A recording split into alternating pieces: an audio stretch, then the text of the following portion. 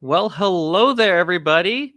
Welcome to Force Ghost Conversations Day 1 recap of Star Wars Celebration. This is amazing. We're already through one incredible day of Star Wars Celebration, and I am amazed at the great content that we got today. I'm just so thrilled with everything that we got so far. I mean, I wish more of that would have been able to have been seen by us that are at home right now, but it was fun just keeping up with the Twitterverse of it all, keeping up with the various podcast groups that have been out there currently. Um, and I just really wanted to spend some time here tonight to just recap all of that, geek out, and have a fun time just chatting all things Star Wars with you all. I see our boy RFB is here, Rural Farm Boy. Good to see you, my friend. Hope to get some others into the chat here as we go throughout the rest of the evening. I've got some slides to go through here, which I might as well put up on might as well share my screen now while we're at it here. Oh yeah, I know how to put up some chat. I figured I tested all this out, my friend. Yes, day 1. Welcome, Hyperspace Heroes. I see you guys here. What'd you all think of day 1 so far? I know I was super thrilled. I was up at 5:15 Eastern time, and I got in a bike workout. I was so excited before the live stream. I couldn't even sleep. I was like Christmas morning, waking up and just ready to see all the fun stuff that they got planned for us throughout the day. I mean, come on now. We got Ahsoka trailer. We got news about the Acolyte. The movies. We got movie announcements. I mean, come on. What more could you want out of Star Wars Celebration on that first day? I mean, this is great. Hey, Brick City Blockade. Welcome. Glad to have you all here. Loving seeing the lively chat so far today. And happy Star Wars Celebration, everybody. This is a great time to be a Star Wars fan. I'm so thrilled that you're all here to kind of geek out for a little bit about all the cool stuff that we saw on display here. For those of us that are home, too, right? Because I know London can be a hard place to get to when you're across the pond, so to speak. But I had a lot of fun, like I was saying, just watching from home, keeping up with the live stream. I think they did a good job bringing out guests that were really relevant to the events of the day. I imagine tomorrow we'll probably get a lot more in terms of guests tomorrow on that live stage, because the Ahsoka panel comes out. Maybe there's an extended trailer that they have for that audience in that room there. That'll be a lot of fun. Yeah, I agree. Mental overload indeed. There was definitely a lot, and I took 3 pages of notes here based off of all the things that I was seeing throughout the day and the live stream, and keeping up with people on Twitter as we go through that. So really what these end of day recaps that we're doing here on our YouTube page, it's going to be very much discussion based. So feel free to throw your comments into the live chat. I'll throw them up here as we're going through our discussions today.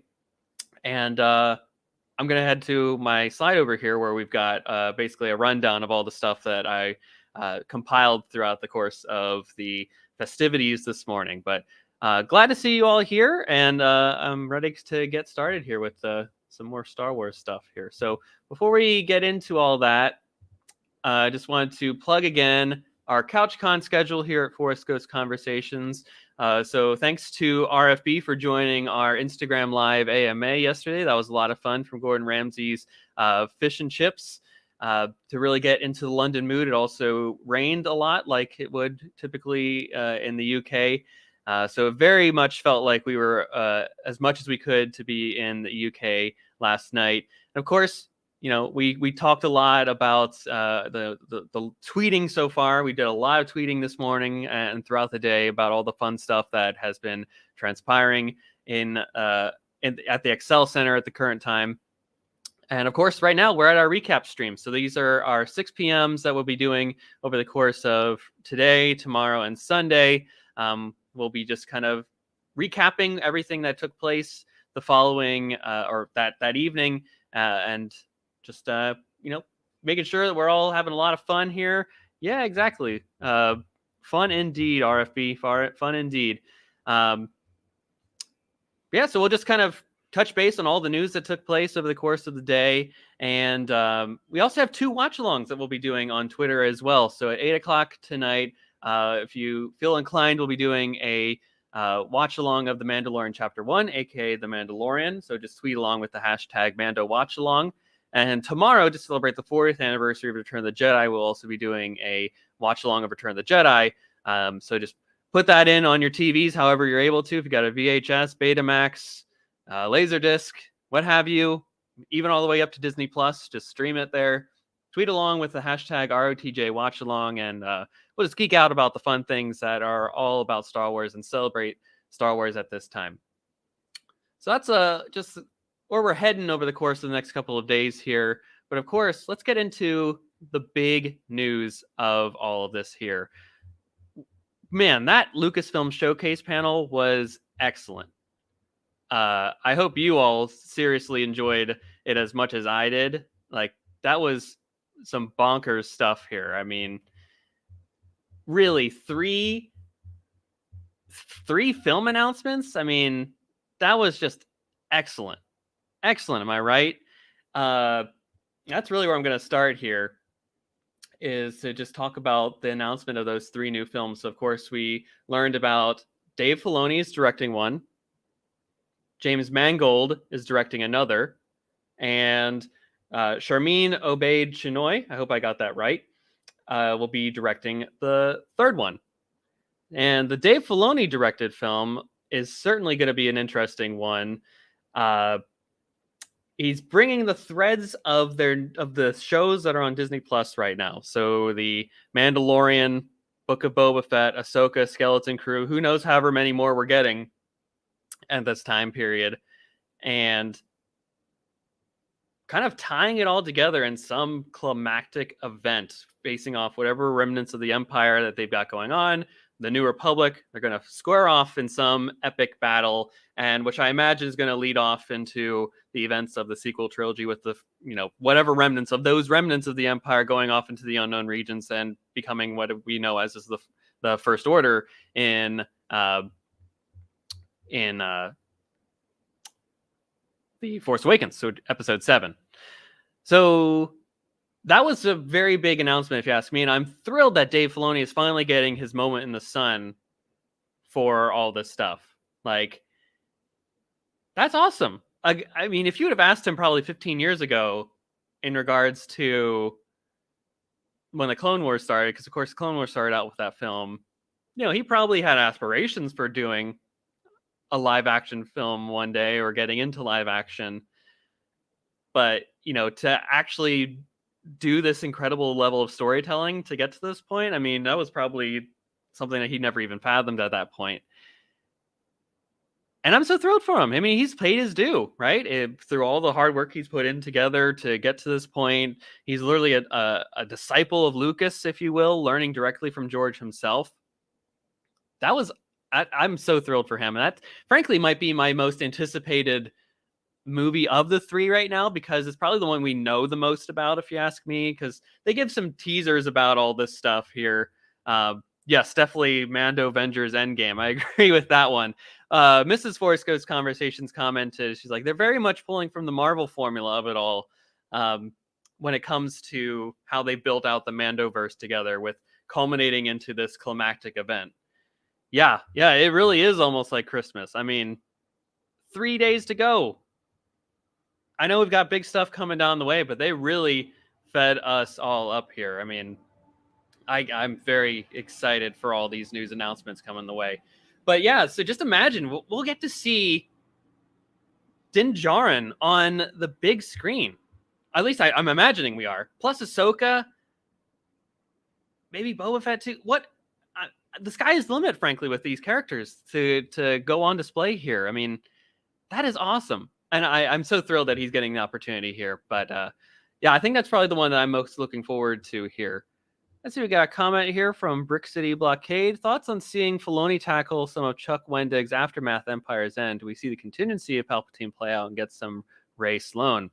I gotta imagine that they will tie it in at some point to the events of the Aftermath trilogy. If I'm mistaken, I believe that The Mandalorian and those stories take place a couple of years after Empire's End concludes. So it'll have to tie in a little bit, I imagine. But I have full confidence that Lucasfilm, the story group, Filoni, they're all aware of the expanded universe and things like that. And I think that they will definitely do their best to tie it in as much as they can. I definitely would imagine a Rey Sloane character comes into the fold here. And yeah, I think that's definitely a very big possibility there. So James Mangold, of course, is directing some other stuff for Lucasfilm currently, and that gives me very good positivity in regards to that. You got to think that Lucasfilm loved working with him. You got to think that the Dial of Destiny is probably a fantastic movie if they're willing to work with this guy again in the future. Dawn of the Jedi. Wow. That's incredible. When you think about like possibilities of Star Wars films, of course, they're always like, maybe we could tell the story of like the first Jedi or something. I know that's a conversation that my friends and I had at the lunch table years ago in high school. I'd be a big fan of seeing that personally. And I'm glad that we're finally getting that story on screen here. And James Mangold, he shared some details about it that he has thus far, at least in terms of the pitch that he shared to Lucasfilm when he got the gig. And he describes it as a biblical epic. So really, I love the sound of that. I mean, of course, the Jedi, the Force, it's very much a religion in the Star Wars galaxy. Tied into that, take influence from a Ben-Hur, from the Ten Commandments. Make it this grand scale epic thing and just run with it, right? The sky's the limit when it comes to what they could tell here, right? It could be learning about the Force overall. We could learn about perhaps the prophecy of the Chosen One. Perhaps we learn about the origins of the Mortis characters, right? The father, daughter, and the son. Yeah, let's see the possibilities here.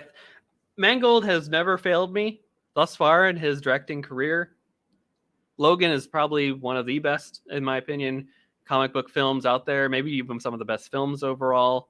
I mean, why limit it to just the comic book genre for that? Logan transcends all that stuff, if you ask me. And from what I've seen of Indiana Jones and the Dial of Destiny, which we'll talk about a little bit here, let's sign me up. Give this guy some more stuff. And of course, the last film on the books here that have been announced thus far is from Sharmeen Obaid-Chinoy, who will be the first female live-action director for a Star Wars film, who will be tackling the new Jedi Order, which is also great, which will also bring back Jedi Master Rey to the fold. And you've probably seen the pictures already of Rey or Daisy Ridley on stage to celebrate the fun stuff that they've got cooking for this new movie. See a question here from Commander Nerd. If they bring the son from Mortis and Dawn of the Jedi, would Sam Witwer play the live action version? I hope so. I would love that. Yes, bring any chance we can get Sam Witwer into Star Wars, I'm all for it 110%. So I think it's a good chance, perhaps. Maybe the Mortis character is CG, perhaps. I don't know. And they certainly would use his voice then for that. Or maybe they do a Solo-esque thing for that, where Ray, with Maul, where Ray Park played the physical actor, but the voice was Sam Witwer's. So there's definitely some options there when it comes to that, but I would certainly hope that we get Sam Witwer involved in one way, shape, or form. But going back to the New Jedi Order story, so that's going to be set 15 years after the Rise of Skywalker. And I know there were some rumors about this kind of story leading up to this. I believe this was the Lindelof attached project that he departed. He got a new writer, I believe it was Stephen DeKnight. And now this is officially Charmin Obaid-Chinoy's project. And they're going to run wild here with this creating of this new Jedi Order, which I'm all for. We're getting a post Rise of Skywalker story. And I think that this is going to be a great opportunity for them to expand outside of the Skywalker saga in a way that they've never have necessarily done in a live action sense before, because of course Rogue One and Solo, a Star Wars story, in my opinion, tie in so directly to the Skywalker saga. Yeah, bring on the Yuzong Vong. Indeed, they're hyperspace heroes. Yeah, absolutely on that one. Yeah, what would be the threat of this new Jedi Order? Is it a resurgent Sith? Is it perhaps the Emperor coming back for a third time? Is it some other entity like the Yuzong Vong? Who knows? Maybe the Nile make a resurgence? It's a big galaxy out there, and I'm sure there's a lot of threats here, and there's always evil taking form in some capacity. So I think, they set this up, these different stories here, in places in the Star Wars timeline, which were absolutely fascinating to me, because it gave them a lot of freedom to tell fresh stories without necessarily being tied into greater canon. Now, of course, Dave Filoni is the one that is probably the most tackled by those constraints there, of course, because he literally takes place in between episodes 6 and 7, and we know that certain characters have to make it out, certain ones doesn't. But from what we understand, a lot of the characters that are involved in the Mandoverse, like Din Djarin, Ahsoka, Sabine, the Ghost crew, Skeleton crew, we don't know what happens to those characters. So if they're involved in this in a capacity, then who knows? Who knows? That's all I got to say about that one. But it was great to see that Star Wars films are back at the forefront again, because I know as a fandom, it's been hard, to put it lightly, to just constantly hear negativity or rumors of directors not being attached to projects being canceled, people leaving projects that are announced and never get off the footing. The fact that they put these folks on stage here for an audience really is telling to me of how confident they are that these projects will happen. So keep that in mind here, because there's the famous story of Josh Trank in 2016, or 2015, 2016, something like that, he was pulled off the stage because they didn't want to announce that. So I think that they've got some... Yeah, I think that's a good one. Count Dooku's floating head returning. I think that'd be a fun one there.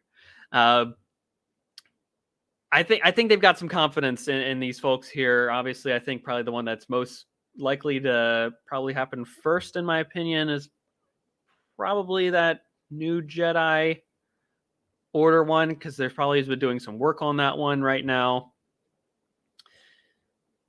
You also don't know how long they want to keep doing the Mandoverse shows to lead up to this point where they're culminating with that film. So that may also tie into, how long it takes them to get to that point. But I gotta imagine that first one is probably they want to get Daisy Ridley back into the Star Wars fold. Who knows who else comes along with that? Perhaps a Finn, Poe Dameron, maybe. Let's get these sequel trilogy characters back in the fold and see what is going on with all of them at this point in time. Again, it's 15 years after the Rise of Skywalker, and they're setting up this new Jedi Order, this new governing system. It's fresh territory. I'm excited to see where it all goes, and I hope you are all at home as well. So I want to move over to some of the other things that came out in the course of the day here. And all this, of course, took place in the showcase panel, which led off with the Andor discussion here for season 2. And they brought out Tony Gilroy and the cast on stage, of course, including our favorite droid B2EMO.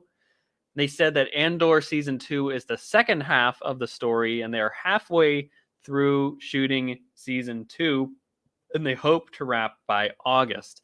And according to Tony Gilroy and the others on stage here, they're looking for an August 2024 release at this time, which I am so excited for. There was a lot of Andor discussion today on both on Twitter and on the live stream, because they had all those actors and actresses on stage for the most part. And of course, they had the making of Andor Season 1 panel, which was absolutely incredible. If you didn't get a chance to watch that, it's back on the live stream feed on their YouTube page. Absolutely go watch that. It was so enlightening to hear some of those decision making that they did behind the putting that season together. They had a lot of fun on that stage too. I geeked out a lot about the stuff that was going on there. So I think that'll be definitely worth your while to check out then.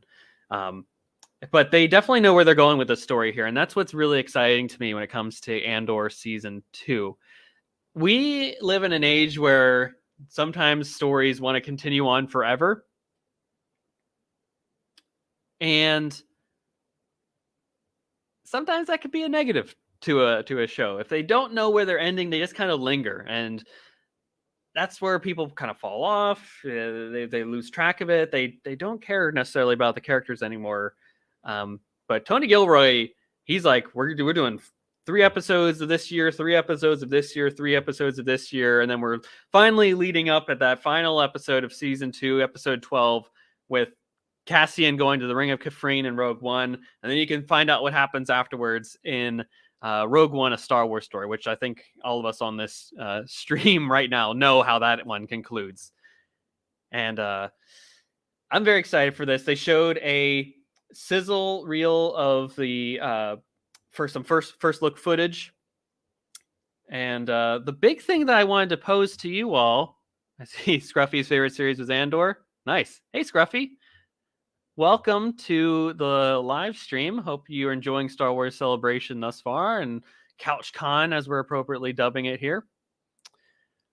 I didn't see Alan Tudyk on stage. There was no mention of him at all.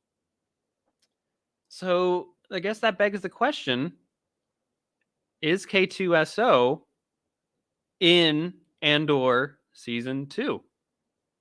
I know they announced it at D23 a couple of years ago, but that story could have changed since then. So I pose that to you all at home. Are you expecting to see a K2? I know that droid type was in Season 1, kind of as a wink to fans and a nod to what was coming. But I don't know. I think they probably would have, announced that he's coming back at Celebration, but maybe they're saving that for a big reveal in the show itself. Now, I don't know. I don't know at this point. I think it can go either way, frankly. Tony Gilroy certainly seems like a character, or I'm saying he's not a character, but he's a person that knows exactly what he's doing, and he's going to stick with it through thick and thin. And Andor Season 1 absolutely gave him the right to do that. RFB says he's not sure yet about if K2 is in the Season 2 of Andor. I know he keeps track with some of the more spoiler rounded places on the internet. So who knows? We'll have to see. So check back, let's say in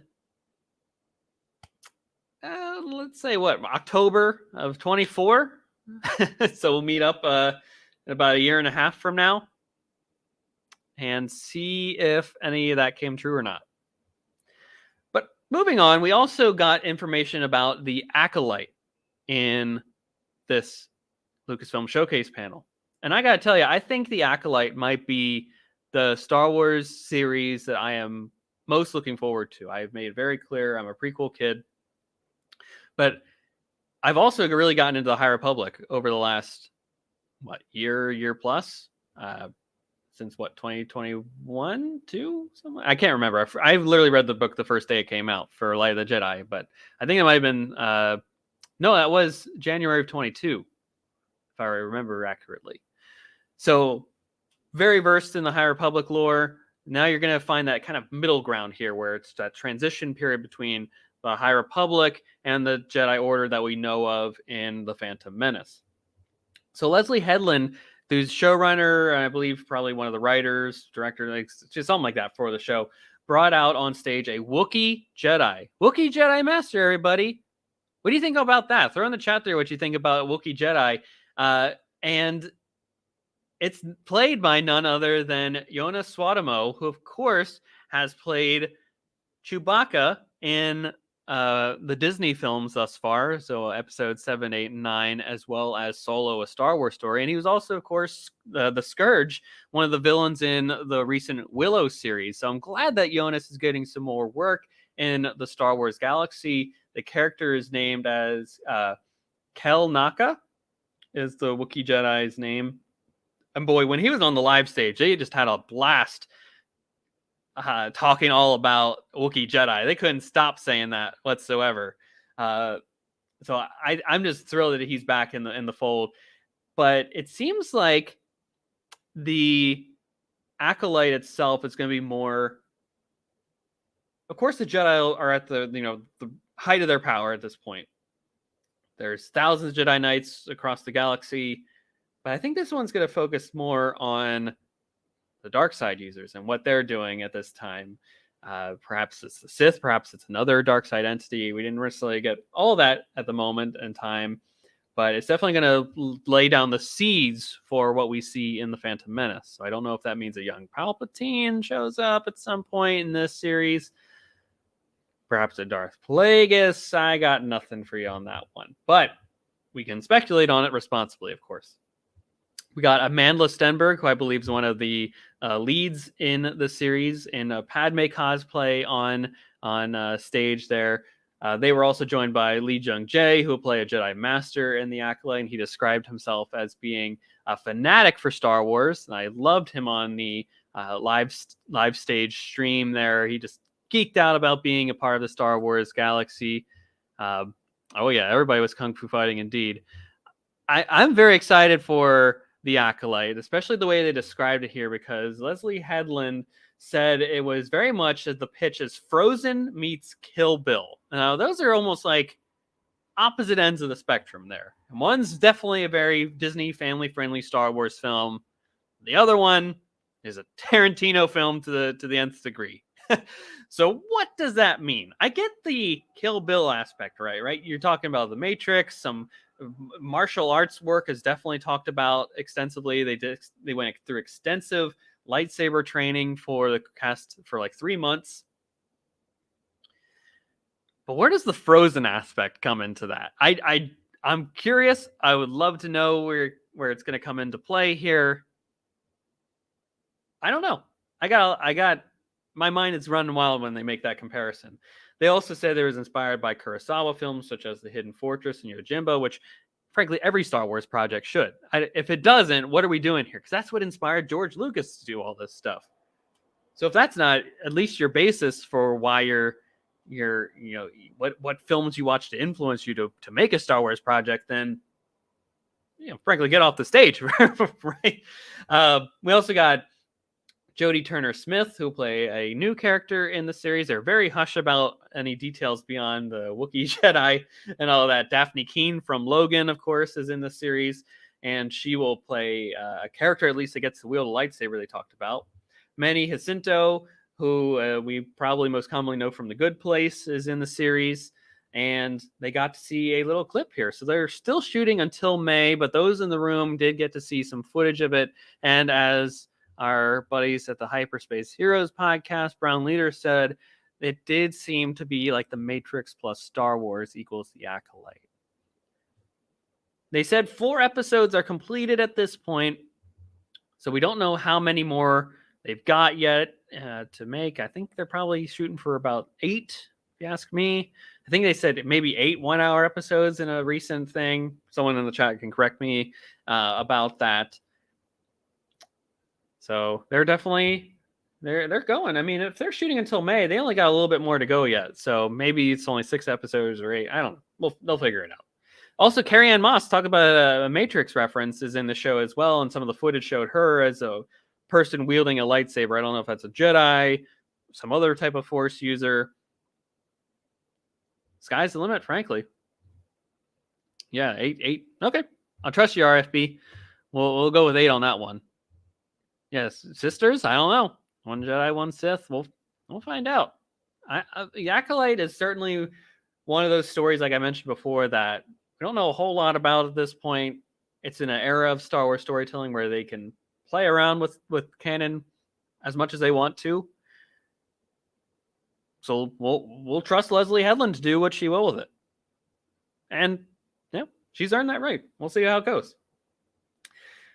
Then they brought out John and Dave, of course, Jon Favreau and Dave Filoni, to talk about their various things. So, of course, The Mandalorian, Skeleton Crew, and Ahsoka. Rick Famuyiwa was also out there because he's now an EP on The Mandalorian. Rick Famuyiwa is also announced to be directing episodes 7 and 8 for season 3 of The Mandalorian, which they're saying the story is starting to culminate here. I saw that in the live stream stage, Rick Famuyiwa said, things are starting to come together here. The next 2 episodes, things have been happening. I believe we're probably going to see Moff Gideon in these next 2 episodes. I know they got to see a little bit of the first episode, which I think might have included Moff Gideon in that footage for episode 7. And of course, those that were in the room got to finish all of episode 7 later in the day. So I'm hoping, how are they going to trust all those people to be kind of and non-spoilery to those that weren't in the room, either at Celebration or for those of us at home? So I'm hoping that they do something similar to what they did for Kenobi last year, where the first 2 episodes came out on Disney Plus earlier than anticipated, so that they could cut down on the spoiler talk online. So fingers crossed for that, folks. I'm hoping that maybe we get a little bit more Mandalorian this week so that we can all geek out about it. I'm sure those that are at Celebration certainly want to be able to talk about it freely amongst their friends and family members that are there that maybe weren't so fortunate to have been at the showcase panel then. Pedro Pascal was notably absent from the Mando panel, but he did send in a video thanking fans. Yeah, I'm intrigued that they did that too. Brown Leader, like that is something.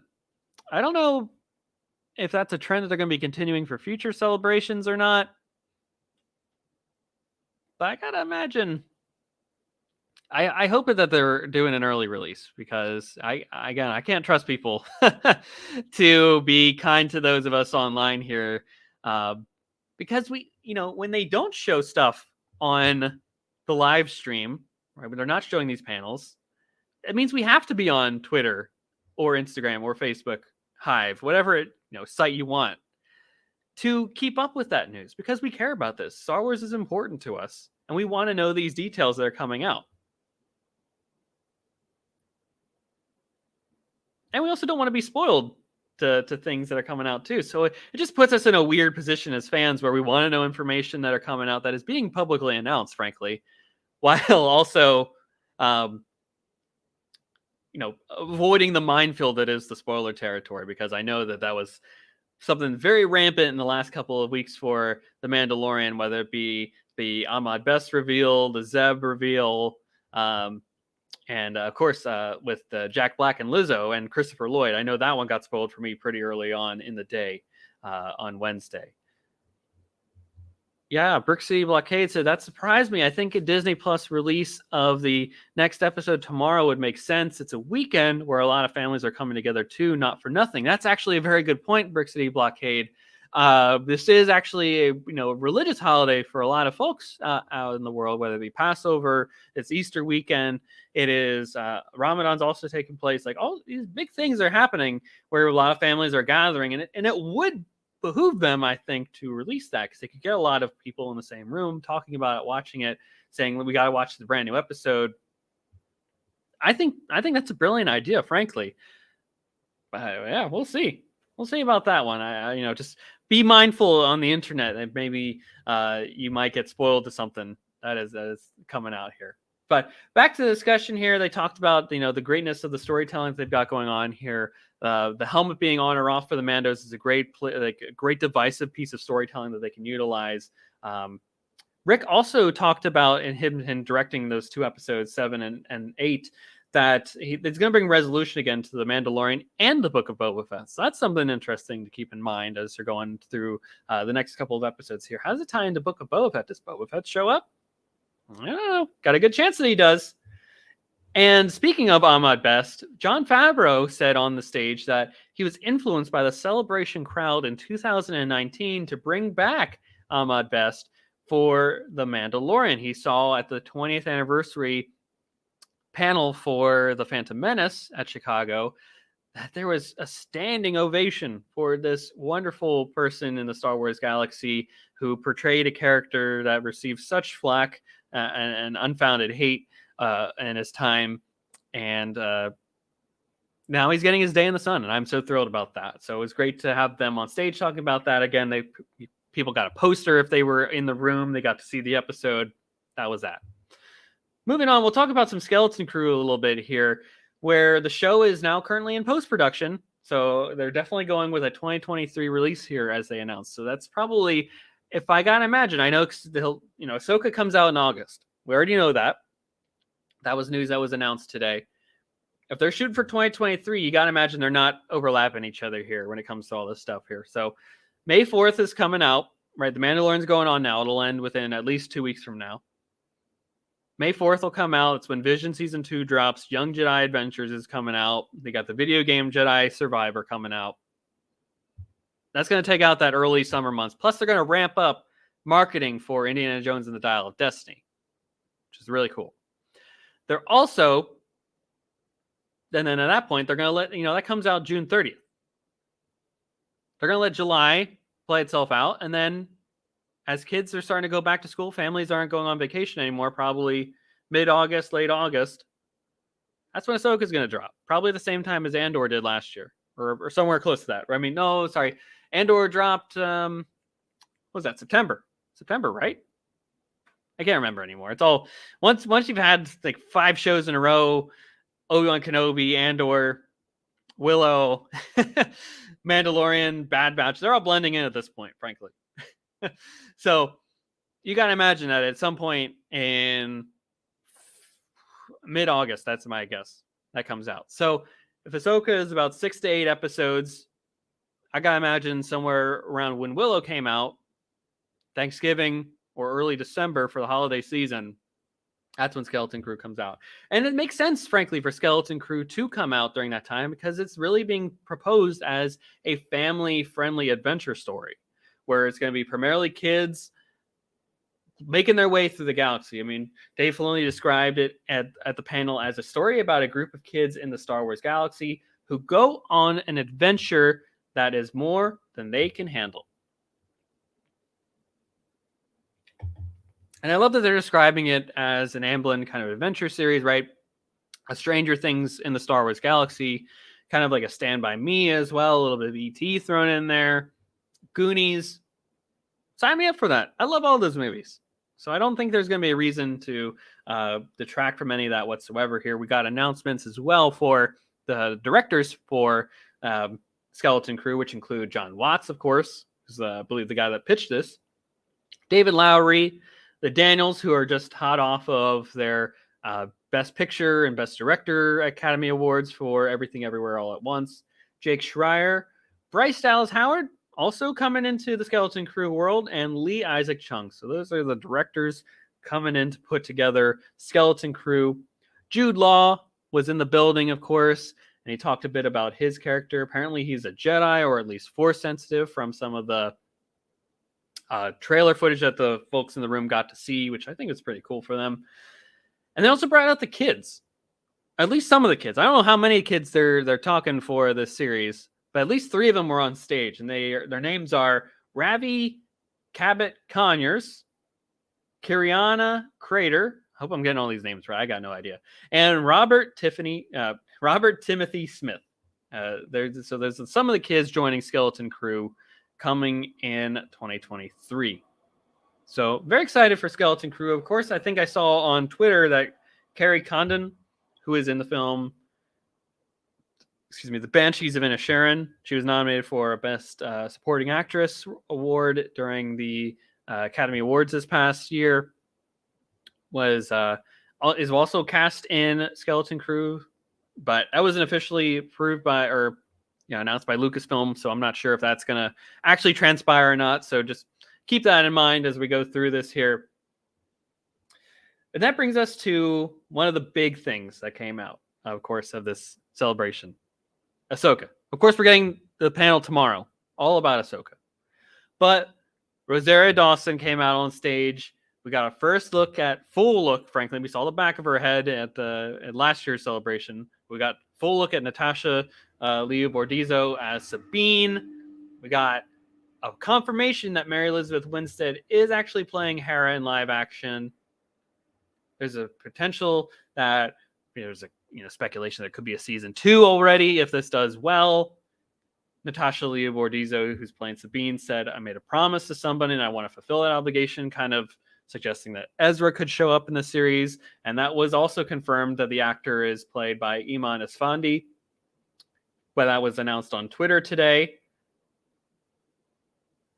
And we got the teaser. What'd you all think of the teaser? What was your favorite part? I know that I just geeked out at seeing the back of Thrawn's head. I mean, spoiler alert to anybody if you haven't seen it yet. So pull it up on YouTube now. I give you permission to leave the stream to come back in a second here. We got this wonderful poster too that you see on display on the PowerPoint here, which I would definitely hang on my wall over here if I were able to get my hands on that one. I think that is so cool. Yeah, that's a good point. No Zeb, but that doesn't mean he can't show up in the series at all. So keep that in mind. Just because he's not in the trailer doesn't mean he's not there yet. And the fact that we saw him in The Mandalorian, I think, only proves that we'll probably see him later on. They probably just were testing out some of the CG for him a while to get that kind of the character model down, so to speak, for the digital artists there. So I think that probably would give me some more confidence that we'll see him as well for that. Did anyone else have any other thoughts about the trailer itself? I mean, there's a lot in there overall. Back of Thrawn's head, the mention of Heir to the Empire, which I think is great. Yeah, Zeb's with the Adelphi Rangers right now. But who's to say he can't? Hera calls in and says, we need you. What's he, Spectre 4 or something like that? Spectre 5? Who's to say they don't call him in and say, "We need you right now, buddy. Get the Ghost Crew back together." I loved seeing Lothal in live action. I thought that was really cool. The great lightsaber fights. There's some dark side users, perhaps. Ray Stevenson's character was showcased. He was sporting an orange lightsaber. I don't know necessarily if that means anything. Maybe it was just an off shade of red. Maybe it was supposed to be red. I don't know. We'll find out more about his character pretty soon here, I gotta imagine. Maybe tomorrow, that's when we find out about that one. Yeah, live action Lothal was pretty awesome, wasn't it? I would say that was my a fist pump for me when I was watching the trailer. I thought that was a lot of fun. Yeah, me too. Excited to see Hera in live action. Kanan's child Jason is out there. And I posed this actually to Mrs. Force Ghost Conversations today, that what if we see a flashback to Kanan, or maybe like a Force Ghost Kanan appears in a dream sequence or something like that. There's, we might see a world between worlds kind of thing, and maybe Kanan joins in on that front. Maybe we get some Freddie Prinze Jr. in live action Star Wars here. I don't know. I'm running wild with this speculation. So RFB says Baylan Skoll, fallen Jedi, and his apprentice Shin Hati. I assume you're referencing to Ray Stevenson's character and the other character that we saw. Yeah, absolutely. Let's get Freddie in LA. I did see him at Disneyland today, along with his wife Sarah Michelle Gellar. So I don't know. He might have some time on his hands to make a cameo or two. So I think that's cool. I love that trailer. I could almost watch it constantly throughout the day. And it was great that they had it running on the live stream when you were watching it. Every time they kind of do a break, they would show a trailer, whether it be Ahsoka or the Indiana Jones and Dial of Destiny trailer. Loved it. Those are both great trailers. And we'll kind of move on to our final bit here of the day, which is, of course, the Indiana Jones and the Dial of Destiny. We got that kind of final trailer. I hope it's the final trailer because, well, before we go in there, were they fighting in the World Between Worlds? Brown Leader asks. My guess is they are. If when I literally paused that part of the trailer and looked at the background, and it looked very similar to a World Between Worlds. So I'm speculating wildly here. I'm going for it. World Between Worlds. Mark it down. Let's see it happen. All right. Well, so speaking of Indiana Jones and the Dial of Destiny, we've got a new poster for that, as you see on the screen here, which I think is awesome. It really aligns up with the stuff from previous Indiana Jones films. It really reminds me of a mix of Temple of Doom and Raiders of the Lost Ark here. Love it. It fits in line with everything that I love about the Indiana Jones franchise. Mads Mikkelsen and Phoebe Waller-Bridge are, of course, on stage here to discuss their characters. Phoebe Waller-Bridge is playing Helena, who is Indiana Jones's goddaughter in the Dial of Destiny. And we don't necessarily know who her father is at this point, or how she's connected, via relation, via the godparent to Indiana Jones here. I believe in the trailer he says, like, your father shot me accidentally once too, and it goes to a character that may be a red herring, because the way they talked about it on the live stage, she said that it's a very powerful reveal in the film. It matters a lot. And she wasn't allowed to talk about it. So if it was in the trailer, she would have been able to talk about it, of course. She'd been like, yeah, that's my dad here. It's that character, etc. You gotta think it's someone else in the realm of Indiana Jones. Maybe Brody. I don't know. Well, we'll have to see on that one. But it says that her character has not seen Indy in years, and they share antagonism as well as several things in common. And she kind of portrayed, they've been talking about her a lot as a femme fatale character. And that was one of the things that I noticed in this trailer specifically, because it wasn't really in the other trailers that we got for this movie to this point, where they noticed that she is a kind of a femme fatale character. And I saw her kind of close doors on him, making it more difficult. Maybe she has something to gain from getting the Dial of Destiny too.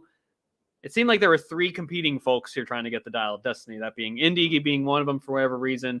It looked like Helena was trying to gather it as well. And Mads Mikkelsen's character, who is, I believe, let me get that name correct here, Jürgen Voller. Yes, very German name. He seemed to be ex-Nazi, who's now a scientist. I kind of got some details, I believe, about the Dial of Destiny itself, and it seems like it's something that's like can be a time control device, a time machine, if you will, something to perhaps move time backwards. We'll have to find out more exactly what that entails about in the film itself, but that's kind of where my mind was going on. I don't know if you guys got different impressions as you were watching when you were taking in the trailer. So I thought it was great. There was a lot of great action sequences in that trailer that we got today. Some of that train heist that we're talking from the World War II flashback, where the de-aging of Harrison Ford looks absolutely incredible, if you ask me. We also saw the sequence in New York City itself, where he's on a horse, kind of running around and escaping some of the other folks that are trying to chase him down.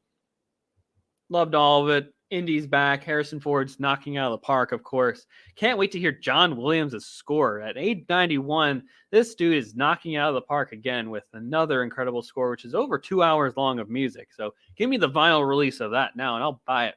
Absolutely. And for those that were in the celebration stage again, they got to see 6 minutes of this movie for themselves right then and there.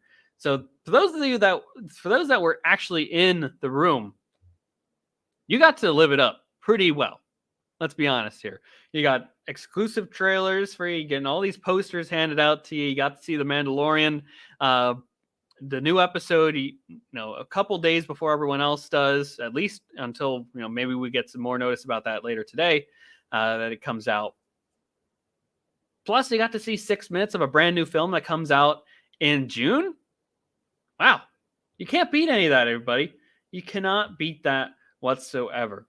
So those were all the big things that came out, of course, in the Lucasfilm Showcase panel. Of course, there's other smaller details that came out, of course, throughout the day, such as, Indiana Jones was entirely shot on either practical sets or on location. They shot specifically in Sicily, Morocco, and in Glasgow. They had wonderful discussions on the live stage with Denise Goff, Kyle Solar, Adria Jonah, Diego Luna, Genevieve O'Reilly, the Andor crew. It's so funny to me when you watch the live stream. There's clearly 2 camps, and when it comes to actors and creators, those that can say things because their show has already come out and they can ask very specific, detailed questions, and those that have something coming out that they're trying to promote, but they're walking this fine line of, do I tell a spoiler? Do I not tell spoilers? So they kind of err to the side of like, I don't know. I can't say anything yet. I can say this. I can say my character's name, and that's about it. It's just a funny line that they have to dance around, and I love seeing that. Of course, the Acolyte, too, is seemingly shot on location or on sets. They didn't use the volume according to the actors that were that were on the live stage today. Of course, Swadamo, Dean Charles Chapman, Charlie Barnett, Manny Jacinto, Daphne Keene, Amanda Stenberg. Don't want to mess up his name here. Let me get that correct. Lee Jung Jae also appeared on the live stream. Jodie Turner-Smith, Rebecca Henderson. A lot of people were on the stage here. Of course, some Mandalorian folks with Rick Famuyiwa, Katie Sackhoff, Giancarlo Esposito, Emily Swallow, Carl Weathers. And of course, we got that wonderful Andor Season 1 making of panel, which I thought was really fun. There were some great details from that panel that was showcased today. They loved finishing this story off and what they're doing here with Season 1. Nicholas Bertel shared that his first piece of written that he wrote for Andor was the funeral band scene. So from the last episode, of course, and then they, of course, finished the rest of it. And they talked about the music cannot be cynical, which I love that line. And it just goes to show you how powerful the Andor series is overall. And that is literally ingrained into the DNA of the series itself. Ferrix was obviously meant to become a character in the series too, when he talked about how it meant to everybody throughout the course of building up the character development of it all. And they talked a lot about building a lived-in galaxy as really being an art form. And that was just something that really stuck out to me as they were kind of highlighting how they went through set design, creating of props, the thought process that went into the costume design that they did. I think Michael Wilkinson knocked out of the park with Andor. I think he's one of the best costume designers in the business right now. And of course, they again confirmed that they're heading to the Ring of Kafrene for the end of Season 2 of Andor. So that was all that I had right now for the recap of Day 1. Did anybody else have anything else they wanted to add at this point in time before we kind of close out, wrap up, and head on out to do some other things today? Because we got one more thing on our CouchCon schedule for today for those of you that want to join in. So if you got any further things in the chat, throw it in there. Now it's the time to voice your thoughts and opinions. Agree 100%, RFB. Day 1 was an absolute blast. They really set up the rest of Celebration, I think, for success with today. There were things that we knew that would be announced, of course, and there were things that we didn't think would get announced, which were really special to me. Like those movie announcements, I think were excellent. Excellent stuff. They really knocked it out of the park with all that stuff. Absolutely, we need more Brasso in Season 2. His character was on the live stage. I believe it was Joplin Sibtain. He was interviewed on the live stage, and he said Brasso's got your 6. He's not a complicated guy. He's there to be with his friends and protect. Very excited for all of that. Very, very excited. Again, agreed, John. More Brasso indeed. Give me all the Brasso in this. Thanks, RFB. Yes, first live stream is almost done. We got some housekeeping items to close out before, but yeah, let's do some of that closing out before we conclude today's session then. So just as a reminder, I am Anthony King. I'm the host of Force Ghost Pod. Not Force Ghost Pod. That's our Twitter handle. I'm the host of the podcast Force Ghost Conversations. Of course, this is your cozy home for deep dive discussions into all things Star Wars, Lucasfilm, a galaxy far, far away, all that stuff. So if you liked what you heard today in the deep dive conversations that we have, we do this weekly, at least weekly. Sometimes we do it twice a week, more times as needed. It depends what the schedule is, of course, but we're at least weekly, available on all podcast platforms. So just search us, Force Ghost Conversations, hit subscribe, tell your friends about us, leave a rating and review. We really appreciate it. Spread the word. We're here to have fun and geek out about Star Wars, spread some positivity about all this. So if you like what you heard again tonight, not only will we be back tomorrow and Sunday to recap those other days of Star Wars Celebration right here on YouTube, but you can also hear us weekly via podcast form as well. Also, if you feel so inclined, we do have a Patreon page where as little as $1 a month, you can get access to a ton of different Star Wars or Force Ghost Conversations goodies. So includes extra episodes a month, all that stuff. So if you feel inclined, please just check us out on Patreon. Just search Force Ghost Conversations and we'll be there. Also, we're available on all social media platforms listed on here, as well as Hive. So Instagram, Twitter, Facebook, TikTok, YouTube. We're available. Just search Force Ghost Conversations and we will be there in some capacity. And finally, we're not done with Star Wars Celebration, folks. We still got 3 more days to go. We're going to be here live tweeting. So follow us at Force Ghost Pod on Twitter to keep up with all the tweeting that we'll be doing. We'll be following people that are inside the rooms. We'll be watching the live stream, all that stuff. Having a lot of fun, geeking out with everybody. And, of course, we'll be back here at 6 o'clock p.m. Eastern time on Saturday and Sunday to kind of recap everything that went on during the day and just geek out about it together. Of course, tonight, if you feel so inclined, at 8 o'clock, we'll be hitting play on Chapter 1 of The Mandalorian, also called The Mandalorian. And if you want to join in on that conversation, just use the hashtag #MandoWatchAlong, and we'll see all the fun things that are going on in that chat stream.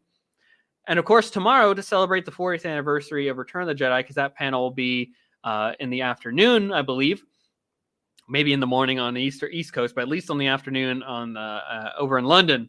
They'll be celebrating the 40th anniversary of Return of the Jedi. So if you want to join in on that conversation, just tweet along, hashtag ROTJ watch along.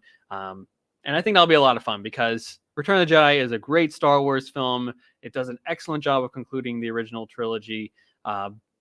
And there's a lot of fun things to dissect about that one. So I hope you're able to join us for all that stuff. And thanks again for joining, everybody. That's right, RFB, 8 o'clock tonight, Mando Chapter 1. I know you've got a busy day, my friend, with all the other live streams that you'll be partaking in here. So all the best to you as you manage all that with your devices here. And thank you, Brown Leader. Yes, I'm honorary member Brown 21. And with codename Hauser. So very proud to be a part of Brown Squadron here. And of course, follow us on all those social channels again. We look forward to hope all of you will be back here tomorrow night at 6 p.m. Eastern time to chat through the next day of Star Wars Celebration. All the things that'll come out tomorrow. We're looking for more Ahsoka stuff, of course. And I hope to see some of you on the Twitter feeds tonight to chat about Mando Watch Along, of course. So until then, folks, may the Force be with you. Take care. Happy first day of Star Wars Celebration.